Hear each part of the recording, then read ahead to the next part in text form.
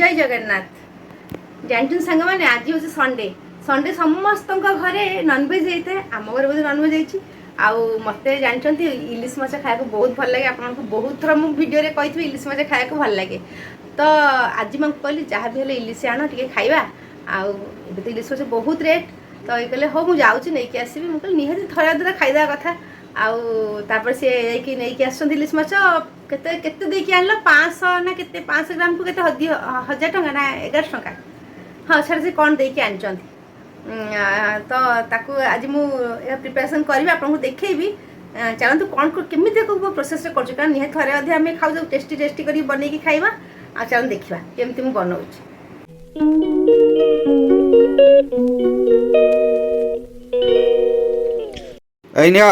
आसीगला तुम जिनस कौन आसी कहल केम जान बहुत दिन है इलिश माछ बहुत रेट थी आज एक्चुअली टिके रेट कम अच्छी केते अच्छी कहल रेट आज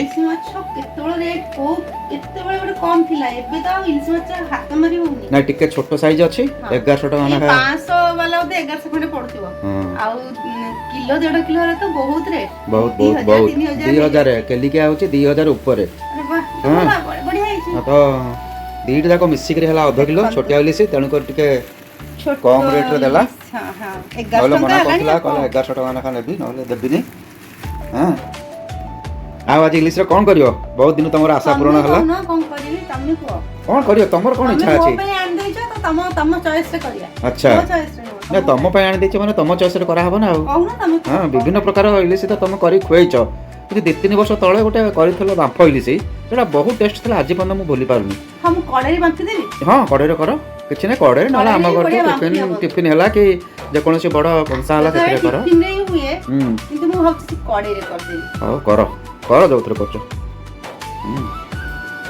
अब यस देखो तो आज इलिश नहीं आछि ए आधा किलो के अछि हो दियो तमे तमरो बाछ आउ बाम्फा इलिश करिवो नै कि ठीक अछि स्टार्ट कर दियो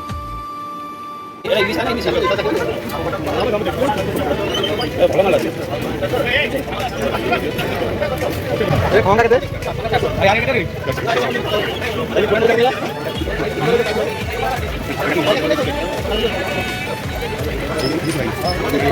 ये तो फिर कौन है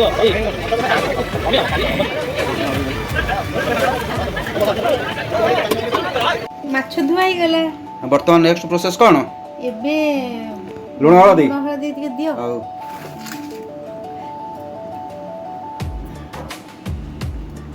बेरे बड़े के लूण हळदी गोळे दियो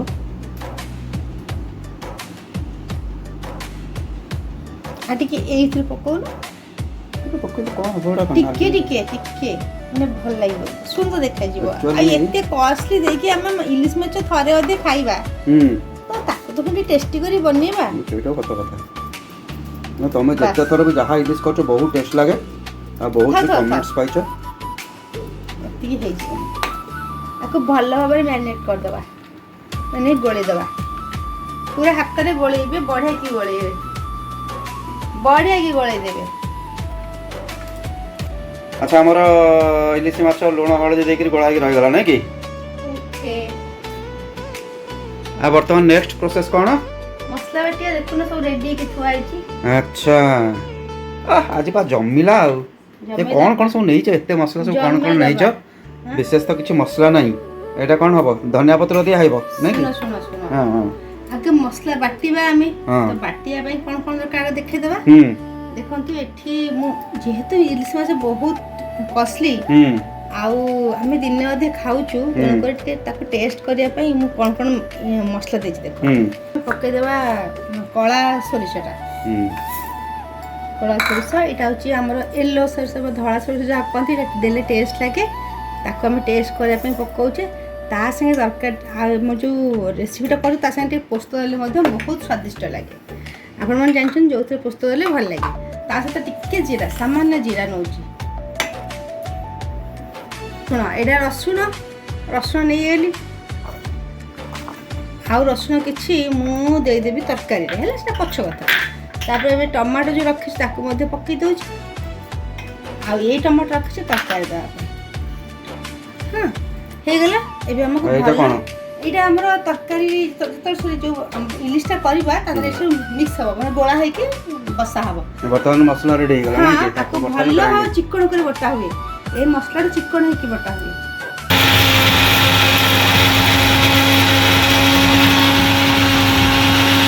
ଦେଖନ୍ତୁ ଏବେ ମସଲାକୁ ପୁରା ଏମିତି ଚିକଣ କରି ବାଟି ଦେଇଛି। ଏମିତି ବାଟିବି ଚିକଣ କରିକି ତାହେଲେ ଏ ରେସିପିଟା ବହୁତ ଭଲ ଲାଗିବ। ନହେଲେ ଖରାପ ଲାଗିବ। ଟେଷ୍ଟ ଲାଗିବ।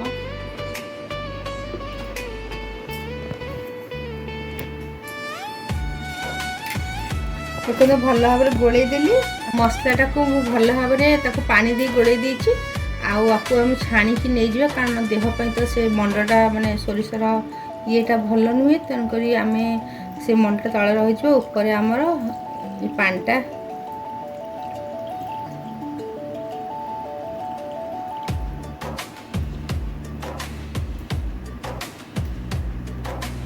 ଦେଖନ୍ତୁ ଏବେ ଏଇ ଯେଉଁ ମଣ୍ଡ ରହିଲା ଗଛରେ ଦେଇଦେବେ କାରଣ ସୋରିଷ ପିଡ଼ିଆ ଦିଆ ହୁଏ ଗଛରେ ଗଛ ଭଲ ଫୁଲ ଦେବ। ଏବେ ରସୁଣ ପକେଇ ଦେଉଛି।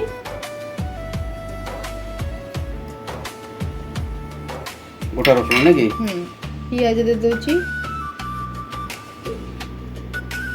ଧନିଆ ପତ୍ର ମଧ୍ୟ ପକେଇବି। ସବୁ ଏକା ସାଙ୍ଗରେ ହିଁ ମିଶିବ। ଏକା ସାଙ୍ଗରେ ହିଁ ବାମ୍ଫ ହେଇକି ବାହାରିବ।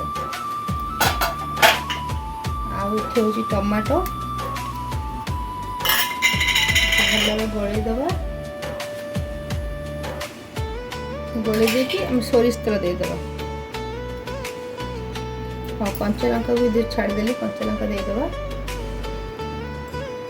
ଆଉ ଲାଷ୍ଟରେ କ'ଣ ରହିଲା? ଲାଷ୍ଟରେ ସୋରିଷ ତେଲ ରହିଲା। ସୋରିଷ ତେଲ ଟିକେ ଅଧିକା ଦେବା ଇଲିଶ ମାଛରେ ଟେଷ୍ଟଟା ବଢ଼ିଆ ଆସିବ ନାଇଁ? ହଁ ବାସ୍ ବାସ୍ ବାସ୍ ବାସ୍ ବାସ୍ ବହୁତ ହେଇଗଲା। ଆଉ ତା ଦେହରେ ଟିକେ ଏଇଟା ହିଁ ତାର ଟେଷ୍ଟ କରାଏ ତାକୁ ନାଇଁ କି?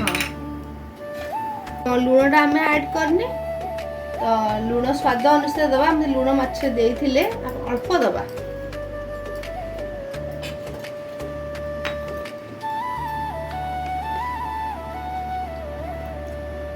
ଆକୁ ଏମିତି ବସେଇ ଦେବା। ଏବେ ବଢ଼ିଆ କରି ଗୋଳେଇ ଦେବ ତାକୁ। ଗୋଳେଇ ଦେଲି ପୁରା ଭଲ ଆଉ ଗୋଳେଇ ବଢ଼ିଆ କରି ଗୋଳେଇ ଦିଅ।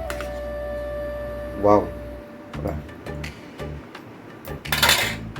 ହେଲା କଡ଼େଇ ବସେଇ ଦେଇଛି ତା ଦେହରେ ପାଣି ମଧ୍ୟ ଦେଇ ଦେଇଛି। ପାଣିଟା ଫୁଟିଲାଣି କାରଣ ମୁଁ ଗ୍ୟାସଟା ଆଗରୁ ଅନ୍ କରିଦେଇଥିଲି। ଆଉ ଏବେ ଏଇଟା ବସେଇ ଦେବା। ଟିକେ ସିମ୍ କରି ଗ୍ୟାସଟା ମଝେ ମଝେ ବସେଇ ଦେବା। ଯେହେତୁ ଏତେ ବଡ଼ ଟିଫିନଟା ନାହିଁ ତେଣୁକରି ଆକୁ ଏମିତି ହିଁ ମୁଁ କରୁଛି। ଏମିତି ଆପଣମାନେ ଘରେ କରିପାରିବେ। ଆଚ୍ଛା ଏଇଟା ଭଲ ଭାବରେ ଆମେ କଭର କରିବା। ଗୋଟେ ଥୋଇଦେବା ବାମ୍ଫ ନ ବାହାରିବା ପାଇଁ। ଏଇଟା ମୋ ପ୍ରୋସେସ୍। ଚାଲନ୍ତୁ ଆକୁ ପୁରା 15-20 ମିନିଟ୍ ଛାଡ଼ିଦେବା ପୁରା ଭଲ ଭାବରେ ସିଝିବା ପାଇଁ। କାରଣ ସେଠି ତା ବାମ୍ଫରେ ସିଝିଲେ ତରକାରୀଟା ସ୍ୱାଦିଷ୍ଟ ହେବ। ଆଉ ଏଇ ଯେଉଁ ଇଲିଶ ମାଛକୁ ବମ୍ଫା ଆଉ ତରକାରୀକୁ ବେଶୀ ବେଙ୍ଗଲି ଆଉ ଓଡ଼ିଆ ଲୋକ ଖାଇବାକୁ ଭଲ ପାଆନ୍ତି। ଆଉ ଆମର ତ ଆଜି ଇଲିଶ ହେଇଛି ଆଉ ଆମେ ଖାଇବୁ। ଆଉ ଚାଲ ଖୋଲିବା ଏଇଟା। ବାବାରେ ବାବା ଏଇଟା ହେଇଗଲାଣି।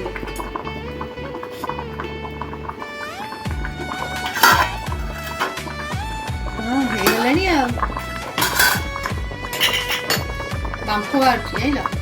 ବମ୍ଫା ଇଲିଶ। ଆଚ୍ଛା ଆଉ ଆକୁ କ'ଣ ସର୍ଭ କରିଦେବା ପ୍ଲେଟ୍ରେ?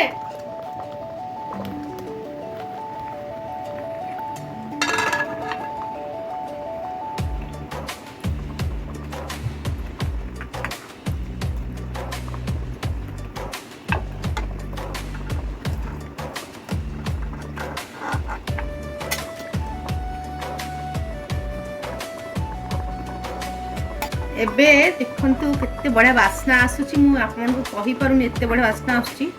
ଆଉ ଭାରି ବଢ଼ିଆ ଦେଖାଯାଉଛି ଝୋଳଟା। ଦେଖନ୍ତୁ ବାମ୍ଫ ଇଲିଶ ଆଉ ଟିକେ ଝୋଳ କମ୍ କରିଥିଲେ ହେଇଥାନ୍ତା କିନ୍ତୁ ଆମେ ଯେହେତୁ ଭାତରେ ଖାଇବୁ ସେଥିପାଇଁ ଏମିତି କରୁଛୁ। ଦେଖନ୍ତୁ ସାଙ୍ଗମାନେ ଏମିତି ଘରେ ପ୍ରସ୍ତୁତ କରନ୍ତୁ ଭାରି ବଢ଼ିଆ ଲାଗିବ।